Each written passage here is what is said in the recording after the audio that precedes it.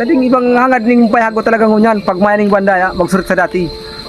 Tama ka kuan lamang kabangon-bangon. Pilipinas ang saro sa may pinakadakulang ambag sa produksyon ng abaca fiber o bandala worldwide. Ang probinsyang Catanduanes ang diniklarang country's #1 producer of abaca fiber. Ang Puon Kambatag, estado sa satuyang munisipalidad sa bilog na isla ng Katandungan. Abaca. Ako si Gregorio Darin 43 Progreso.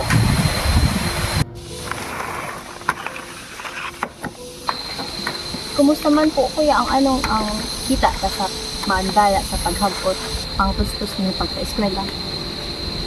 Hindi problema, ayos lang ang pagtustos sa presining banda ang unya liga man 48. Ninabawi niya no. Hindi yung ay mo niya yung pin dito na ayaw. Taga lang. Ato sa niya sa kumagpuon. Puon po ng 14 anyos gahagot na po kamo Hanggang sa 43 na ako. hanggang sa makaagong, magkaaki, hagot talaga. Ilang ibang trabaho. Tapos po yung aki niyo po, gagot na din po siya. Katagatawag pero hindi man maasahan. Kumusta po ang tuwang tagding paragot sa pagbuhay-buhay pa? Ayos man, basta katrabaho ka. Hindi kang problema, basta katrabaho. Bagay.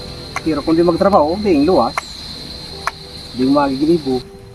Alagad sa kainawatan ng panahon, nahapot ba niya to? Sisay ang gagibo kaini. Papaano ang sarong puon ng batag, nagigibong bandala?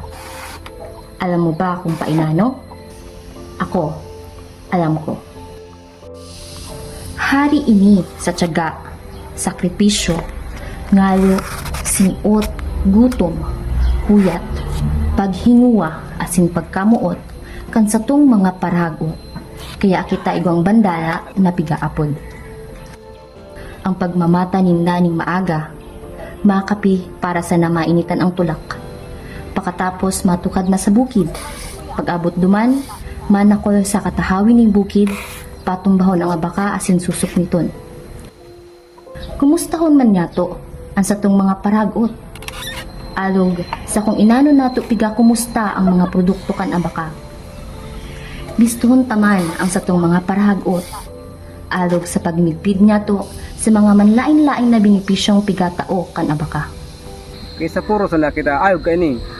Siging trabaho, magpabarato ang bandaya, di kitang maginibo. Pero hagadon daw lang, magmaya lamang ang bandaya na makabangon lamang ang kasadayan. Nauugma akong natawan ako ng oportunidad na ilawan ang parahagot sa satong banwa. Gusto kong mamatian ninda na alog sa bandala ng pigagibo ninda, sindaman, mahalaga. Pigahangad kong matawan ng sapat na suporta ang satong mga parahagot sa saindang panguluay daw na paghinguwa sa buhay. Mamatian nindang daisindaga solo sa laban na ini.